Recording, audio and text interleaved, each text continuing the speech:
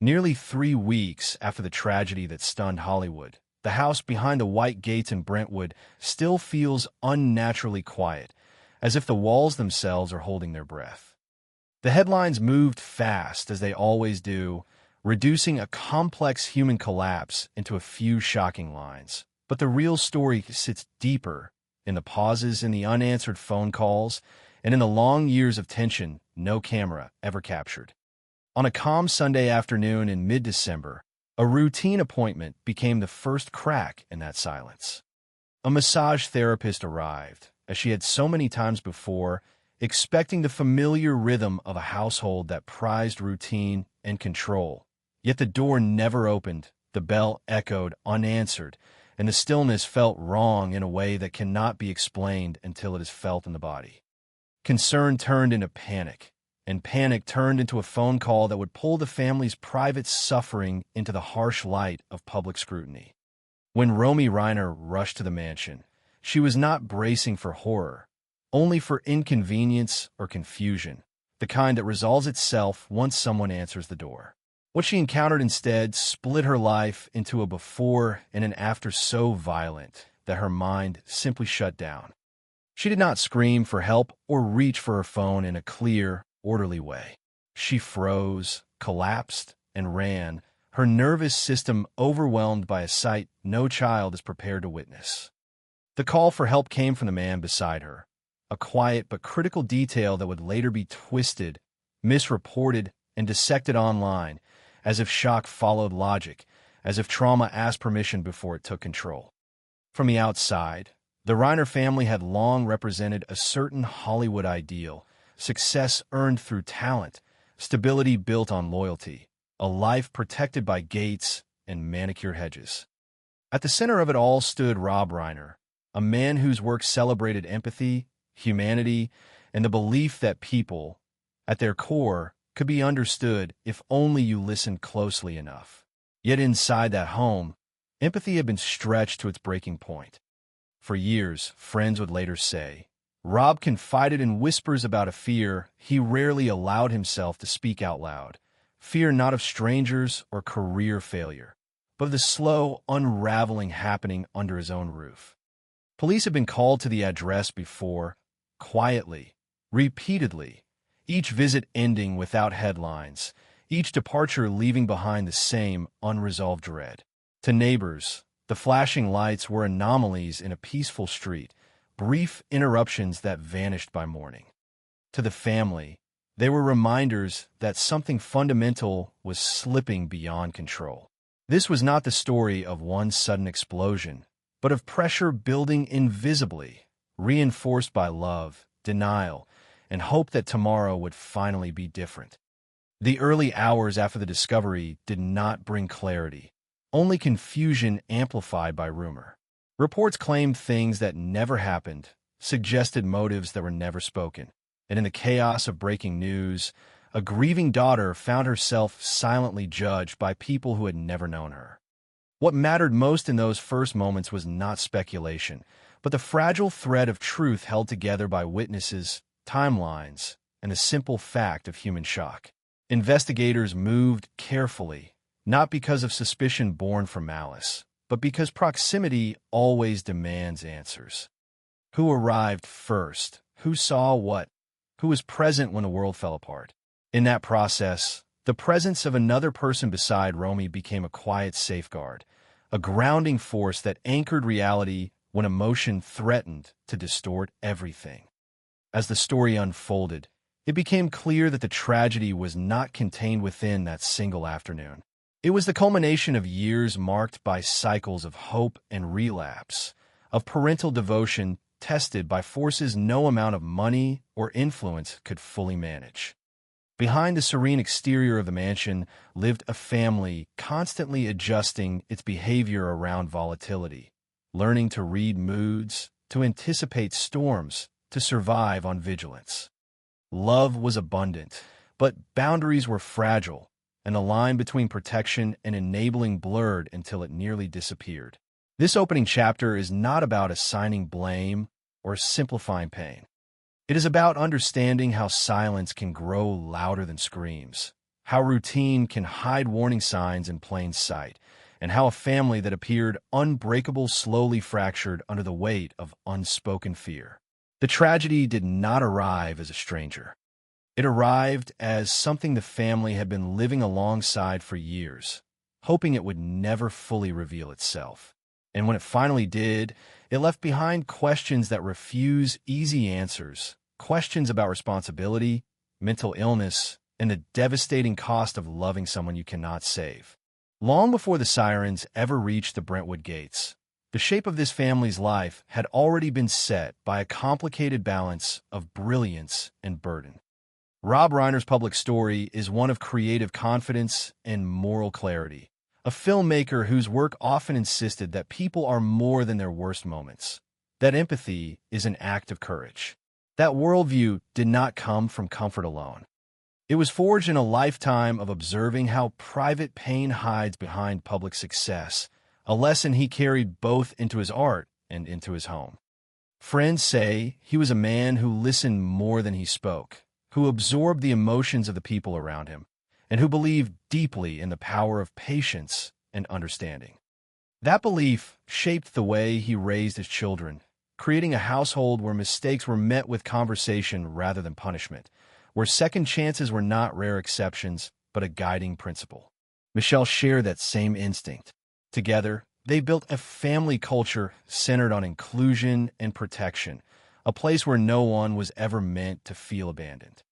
In their early years, the home was described as warm and lively, filled with long dinners that stretched into the night, conversations about art and politics, and an unspoken agreement that family always came first. The children grew up surrounded by opportunity, but also by a constant expectation of kindness. There is little room for cruelty or indifference in that environment, and when problems emerged, they were approached with the same philosophy Rob used in his work. Understand the cause, and you can heal the effect. As the children grew older, those ideals were tested in ways no one could have anticipated. Nick's struggles did not arrive all at once. They crept in gradually, first as mood swings that seemed explainable, then as behaviors that felt unsettling but still manageable. There were periods of calm that convinced the family they were making progress, followed by sudden regressions that erased months of hope in a single night. Each cycle deepened the parents' commitment to helping him, reinforcing their belief that consistency and unconditional support would eventually break through. Rehab stays became part of the family vocabulary, spoken about quietly, almost clinically, as if naming them too emotionally would give them more power than they deserved. Romy and her siblings learned early how to live alongside instability without letting it define them. They adapted in different ways, carving out personal identities that allowed them to function even when the atmosphere at home felt uncertain. Romy gravitated toward creative work, finding structure and meaning in projects that demanded focus and emotional honesty. Movement became her coping mechanism. When things felt heavy, she stayed busy, traveling, collaborating, building a sense of forward motion that kept her grounded. That outward resilience masked a deeper sensitivity, one she later acknowledged had always been there, inherited not through genetics alone, but through the emotional climate of her upbringing. Behind closed doors, Rob carried his own history with depression, a quiet companion that never fully left him. He rarely framed it as an illness, more as a weight he had learned to manage through discipline and purpose.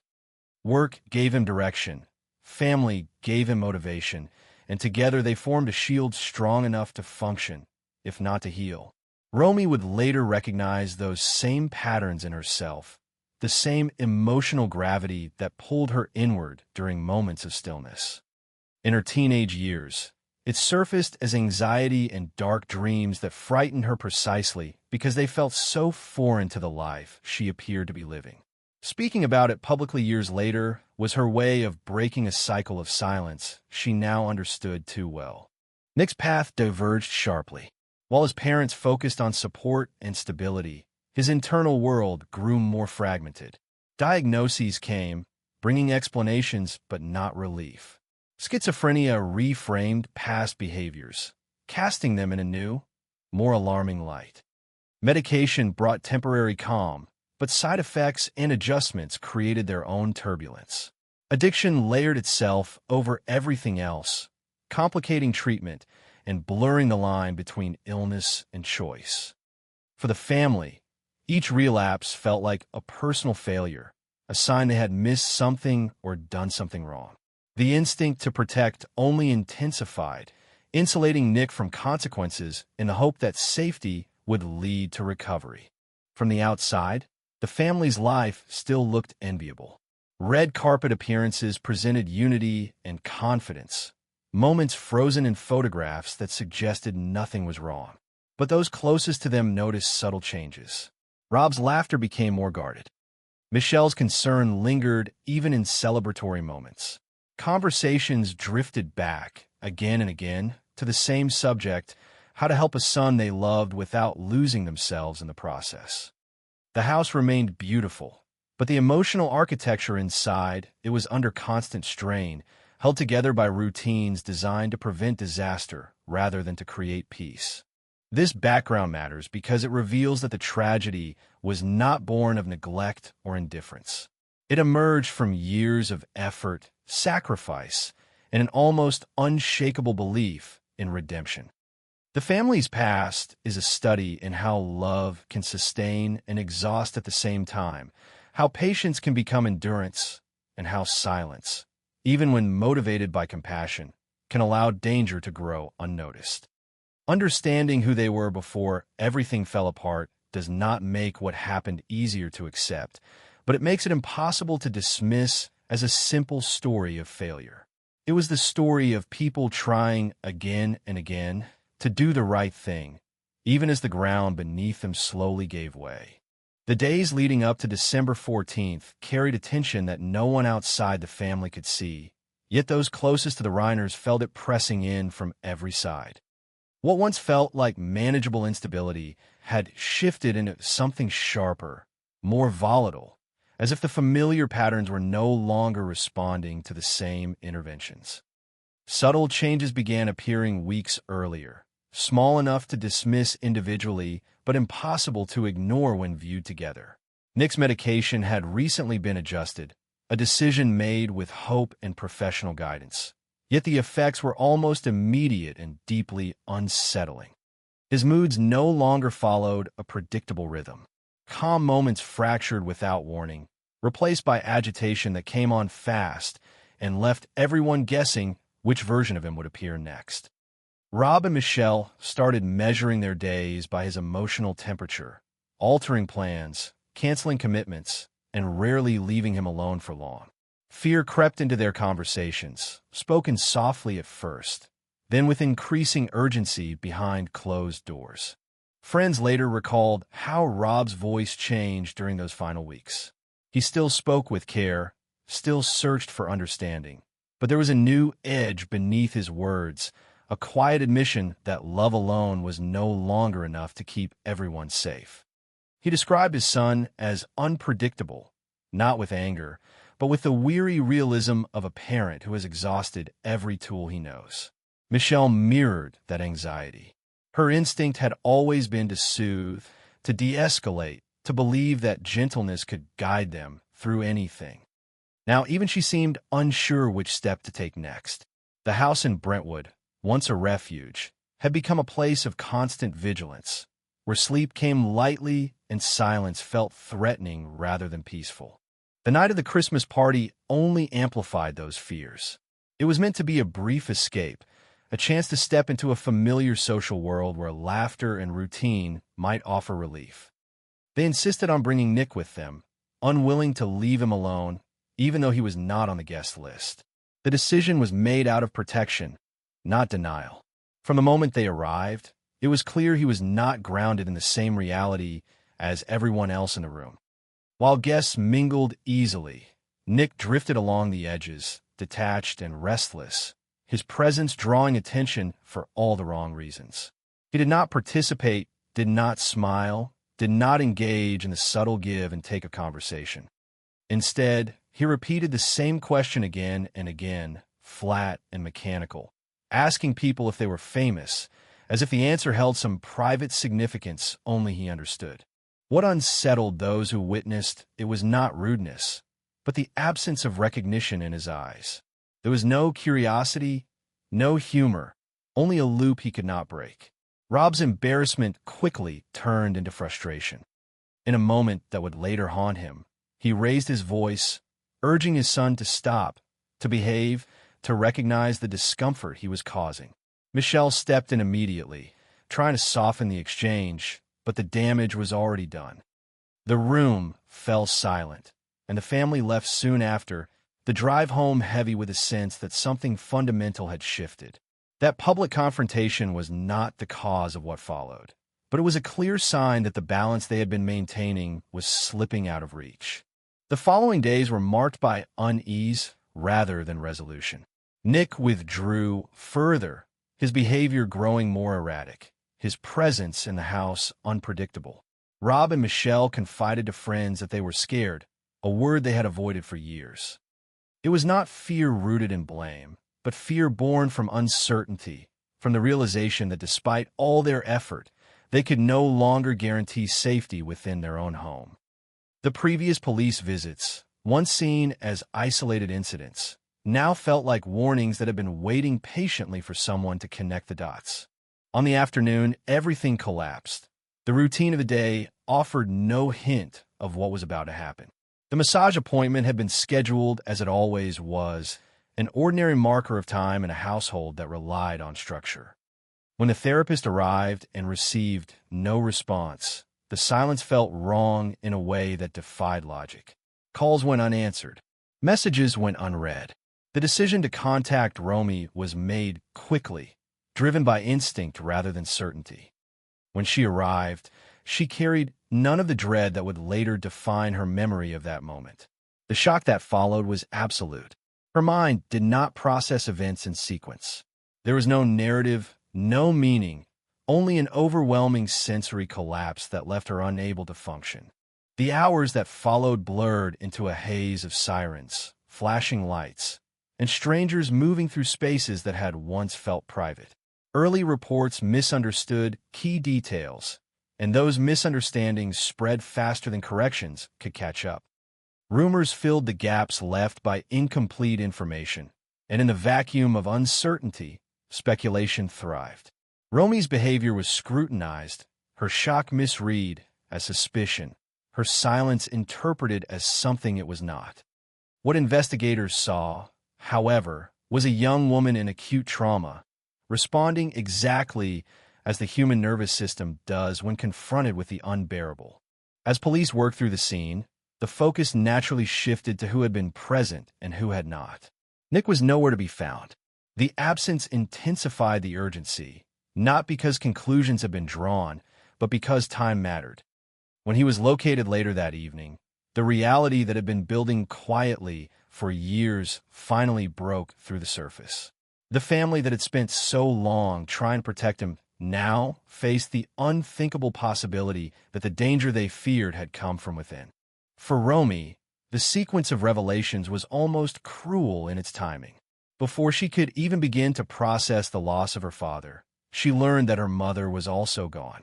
The grief arrived in layers, each one landing before the last had settled. And beneath it all lay a deeper, more complex sorrow, the realization that her brother, the person she shared childhood memories with, might be responsible for destroying the family they all loved. That knowledge did not arrive with certainty or anger, but with disbelief so profound it threatened to fracture her sense of reality. What makes this chapter of the story so devastating is not just the violence of the act itself, but the convergence of warning signs, love, fear, and timing. Nothing happened in isolation. Every choice, every adjustment, every attempt to help carried both intention and consequence. The tragedy did not erupt from nowhere. It emerged from a long struggle that had reached a breaking point, exposing how fragile the line can be between care and catastrophe. As investigators pieced together the final hours, the broader truth became impossible to ignore. This was not a story of sudden madness, but of a slow descent that had been unfolding in plain sight, hidden behind routine, optimism, and the desperate hope that tomorrow would finally bring relief. After the shock of discovery and the rapid escalation of the investigation, the consequences began to settle in ways that were quieter but no less devastating. The immediate chaos faded, replaced by a heavy stillness that wrapped itself around everyone involved. For the family, there was no clear moment when grief began, because it never arrived alone. It came tangled with disbelief, with guilt, with the exhausting pressure of being watched while trying to breathe. The house in Brentwood, once a place of movement and routine, became a sealed environment where every room carried an echo of what had been lost.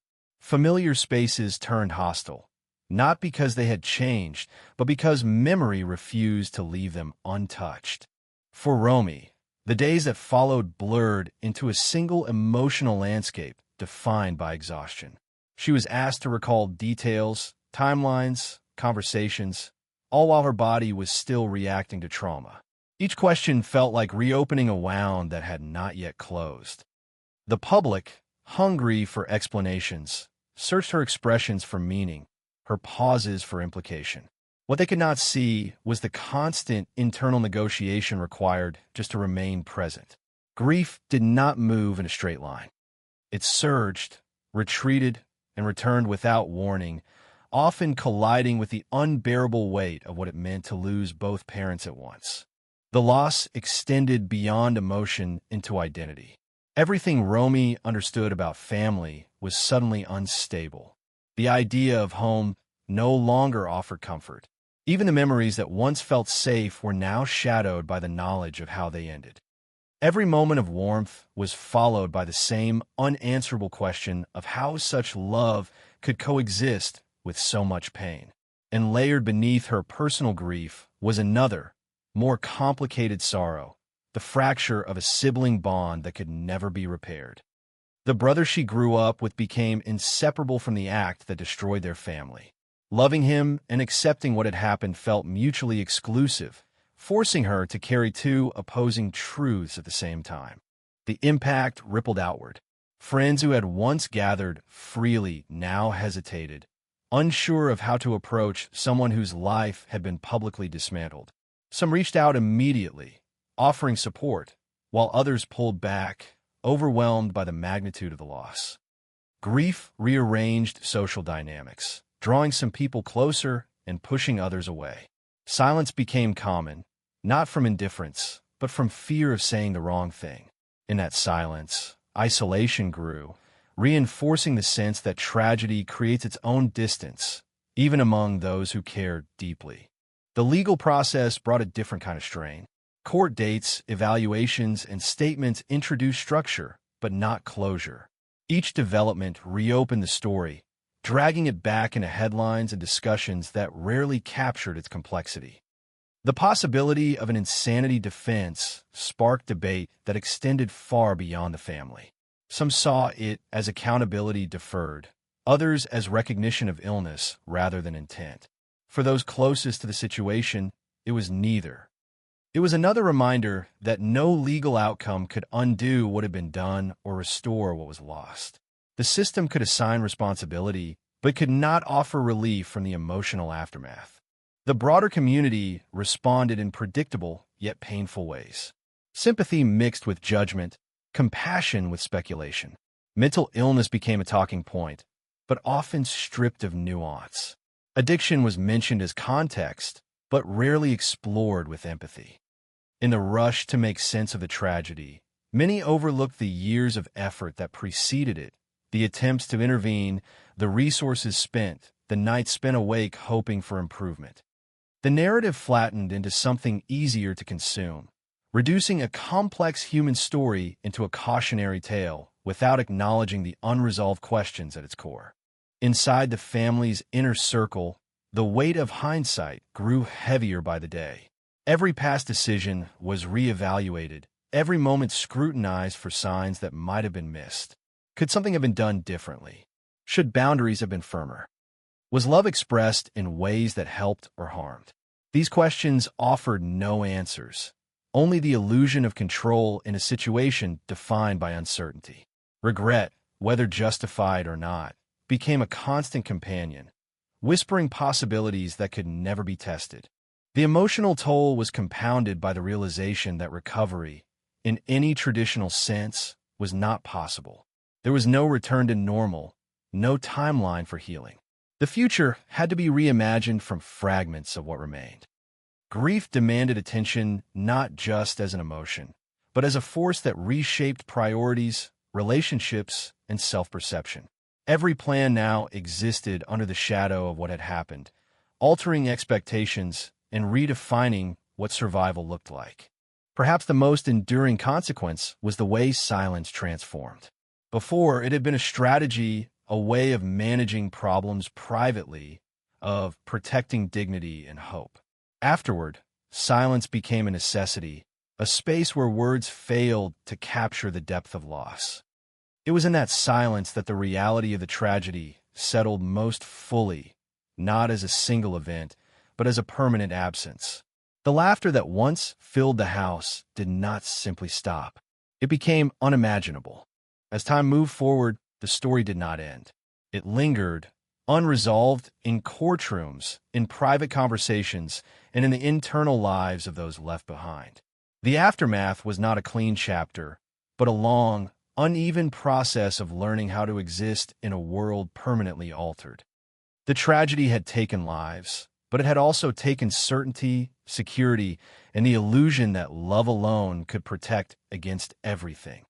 What remained was a family and a community forced to confront the limits of care, the failures of systems, and the enduring question of how to move forward when the past refuses to loosen its grip. There were stories that never reached the headlines, moments that existed only in memories shared quietly among those who had been close enough to witness them. In the weeks and months after the tragedy, these fragments surfaced slowly, not as revelations meant to shock, but as reminders of how much had been carried in silence long before everything collapsed. Friends began to recall late-night conversations with Rob, where his voice would soften, almost disappear, as he spoke about exhaustion rather than fear. He did not describe chaos or violence. He spoke about vigilance, about the strain of never fully relaxing, about listening for sounds in the house long after everyone else had gone to bed. He loved his son fiercely, but that love had evolved into a constant state of alertness, a readiness that left little room for rest. Michelle's private world held its own unspoken rituals. She kept schedules not just for appointments, but for emotional temperature, noting which days felt calmer and which ones required extra care. Those closest to her noticed how she would quietly reposition herself during gatherings, always choosing a seat that allowed her to see everyone at once. It was not anxiety in the conventional sense. It was adaptation, a way of staying prepared without alarming anyone else. She rarely complained. Instead, she focused on smoothing edges, redirecting tension, and preserving a sense of normalcy even when it felt increasingly fragile. Nick's isolation deepened in ways that were easy to overlook from the outside. While he lived in a separate guest house, physically close yet emotionally distant, his days often blurred together. He slept irregularly, wandered the property at odd hours, and withdrew from routines that once grounded him. Friends who crossed his path during that time described conversations that drifted without resolution, thoughts that looped back on themselves, and a growing sense that he was slipping further away from shared reality. These observations were not framed as warnings at the time. They were registered as concerns, filed away with the hope that treatment adjustments would eventually bring clarity. Romy occupied a different space in this hidden landscape. Her way of coping had always involved motion, projects, and creative immersion. She surrounded herself with collaborators, not out of avoidance, but as a way to stay anchored. One of those collaborators became particularly significant during this period, someone who understood her need for structure amid emotional instability. Their work together offered her a temporary refuge, a place where focus replaced fear. That connection would later be scrutinized by outsiders searching for meaning. Yet those who understood it saw something simpler, a lifeline built on trust during a time when trust felt increasingly rare. Behind these individual experiences lay a shared pattern of restraint. The family did not broadcast their struggles. They did not seek public sympathy or frame their lives as cautionary tales. Privacy was not secrecy, but an attempt to manage pain without amplifying it. This choice, however well-intentioned, created a paradox. By keeping their difficulties contained, they also limited the range of intervention available to them. Support came from professionals and a close circle of friends, but broader systems remained at a distance, unaware of the cumulative weight being carried. There were moments when hope flickered unexpectedly, periods when Nick appeared calmer, when conversations felt coherent, when laughter returned briefly to the house. These moments reinforced the belief that progress was possible, that the cycle could finally break. Each improvement reset expectations, making the next decline even harder to bear. In hindsight, these fluctuations formed a pattern that would later seem painfully clear. At the time, they were interpreted as signs that persistence might eventually be rewarded. One detail that rarely surfaced publicly was the emotional toll of constant decision-making. Every day required judgment calls about medication, boundaries, supervision, and trust.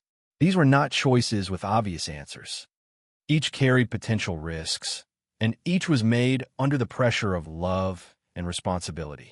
The weight of those decisions accumulated silently, contributing to a fatigue that was emotional rather than physical.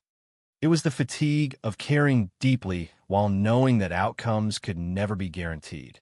As stories circulated among friends after the tragedy, a common theme emerged: the sense that the family had been living in a prolonged state of anticipation, waiting for something to resolve without knowing what form that resolution would take.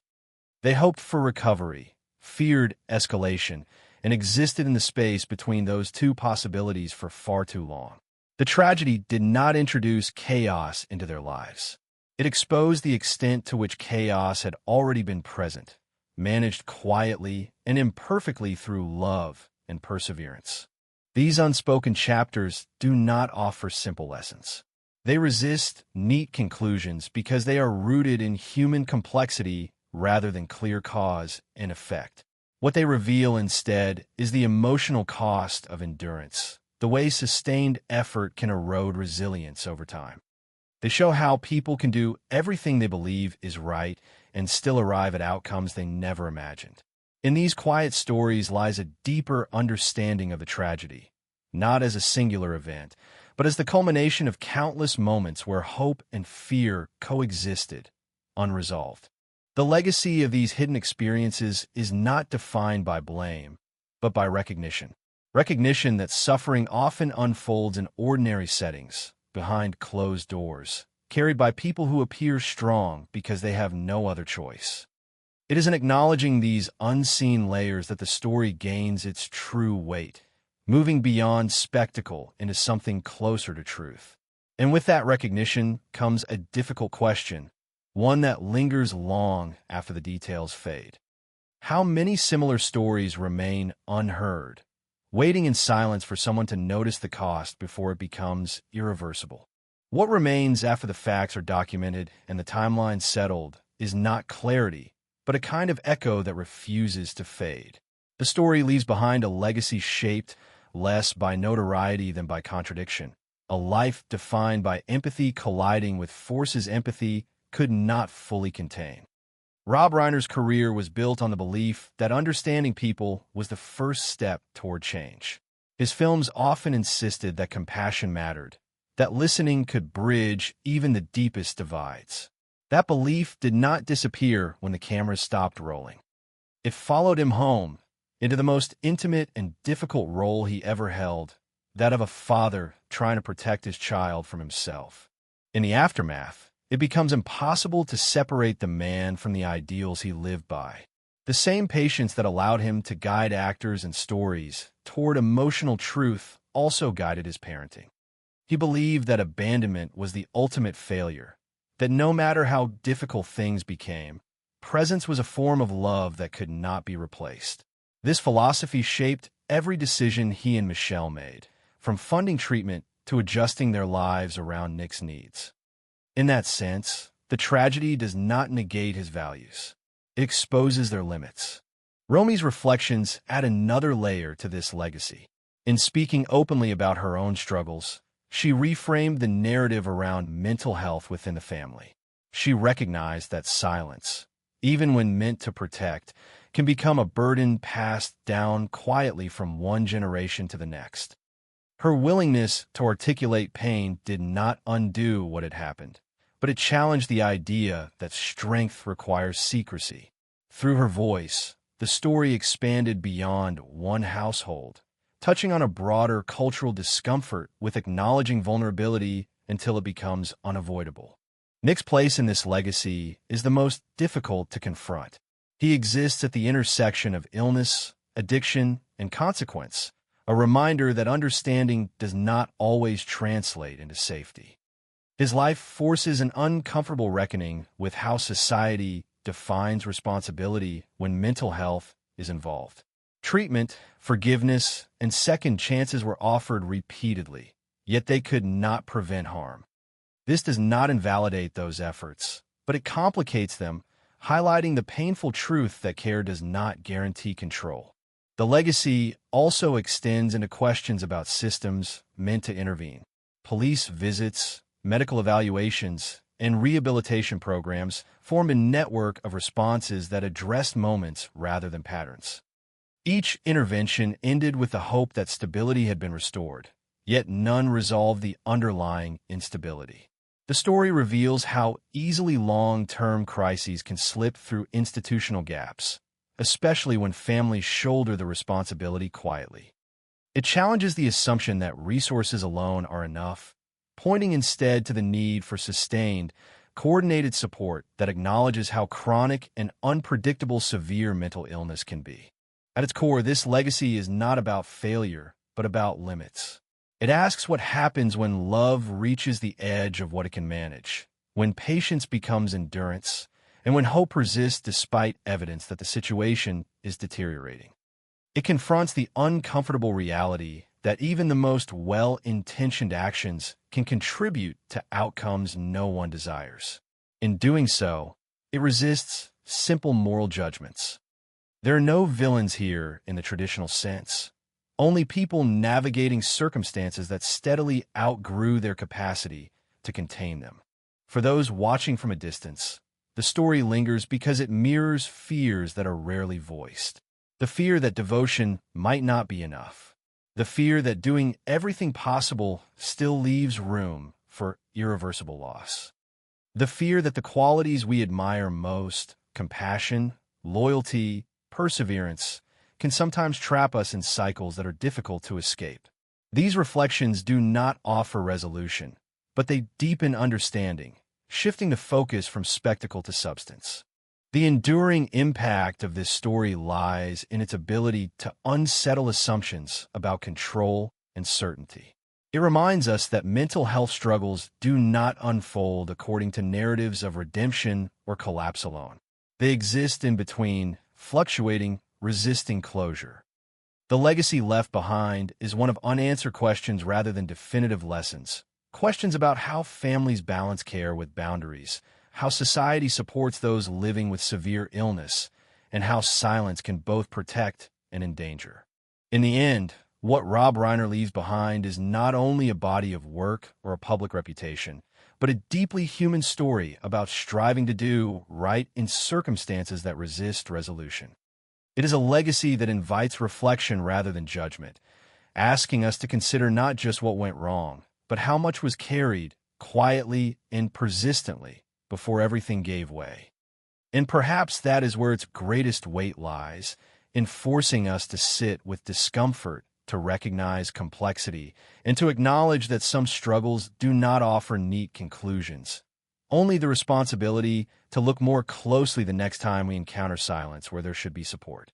As the story reaches its quietest point, what remains is not a sense of closure, but a lingering stillness that feels heavier than any dramatic ending could offer. Time has moved forward, court dates have been scheduled, statements have been issued, Yet the emotional reality has not resolved itself into anything neat or complete. For those left behind, life continues in fragments, shaped by routines that exist alongside memories that refuse to soften. The tragedy does not fade into the past as a single chapter. It stretches forward, influencing every decision, every relationship, every attempt to imagine a future that looks different from the one that was lost. For Romy, survival has taken on a new meaning. It is no longer about momentum or productivity, but about learning how to coexist with grief without letting it define every breath. Some days are manageable, others feel impossibly heavy, and both realities exist without warning. The world still sees her, still expects movement, still measures strength by visibility. What it does not see is the private work of carrying love and loss at the same time, of honoring parents who are gone while reconciling the impossible truth of how they were lost. There is no script for this kind of endurance, no roadmap that explains how to hold compassion and devastation together without being torn apart. The family story has become a mirror for uncomfortable questions many prefer to avoid. It forces a reckoning with how society understands mental illness, not in theory, but in lived experience. It challenges the belief that resources alone can prevent tragedy, that enough care, enough money, enough effort will always be sufficient. Instead, it reveals how fragile those assumptions can be when illness is severe, unpredictable, and intertwined with addiction. The systems designed to help often react to moments rather than patterns, stepping in briefly before stepping away again, leaving families to navigate the long stretches in between. There is also a quieter lesson embedded in what happened, one that resists slogans or easy takeaways. It is the lesson of silence, how it can be both a refuge and a risk. The Reiners protected their privacy not out of denial, but out of dignity and hope. Yet that same silence limited how much the outside world could understand or intervene. It raises a difficult question without offering a simple answer. When does protecting loved ones from exposure begin to isolate them from help? And how do families decide where that line should be drawn when every option feels imperfect? As the public conversation gradually shifts elsewhere, the deeper implications remain. This story is not exceptional because of fame or wealth. It is exceptional only in how visible it became after years of invisibility. Similar struggles unfold quietly in countless homes, far from cameras and headlines, carried by people who appear functional until they suddenly are not. The difference is that most of those stories never reach a point where anyone is forced to pay attention. They remain hidden, unresolved, and ongoing. In that sense, the tragedy leaves behind an obligation rather than a conclusion. An obligation to look more closely when warning signs repeat instead of fade. An obligation to question systems that respond episodically to chronic crises. An obligation to reconsider how love, when unbounded by limits, can sometimes deepen harm rather than prevent it. These are not accusations. They are reflections born from loss, offered without certainty and without blame. What lingers most is the humanity at the center of it all. A father who believed deeply in empathy. A mother who dedicated herself to holding a family together. A daughter learning how to live with absence. A son whose illness and addiction placed him beyond the reach of the love meant to save him. None of these roles exist in isolation. Together, they form a story that resists judgment and demands understanding, even when understanding offers no comfort. As this chapter closes, the unanswered questions remain, not as mysteries to be solved, but as realities to be acknowledged. How many warnings are enough before action becomes unavoidable? How much responsibility can families reasonably carry on their own? And how many lives continue along similar paths, unseen, because silence feels safer than exposure? These questions do not belong only to this story. They belong to anyone willing to sit with its weight and recognize that behind every headline is a network of choices, fears, and hopes that once felt reasonable until they no longer were. If this story has stayed with you, if it has unsettled or challenged you, that reaction is part of its meaning. It was never meant to be consumed and forgotten. It asks for reflection, for attention, and for a willingness to engage with complexity rather than retreat from it. The conversation does not end here. It continues in how we listen, how we respond, and how we choose not to look away when silence begins to feel too familiar.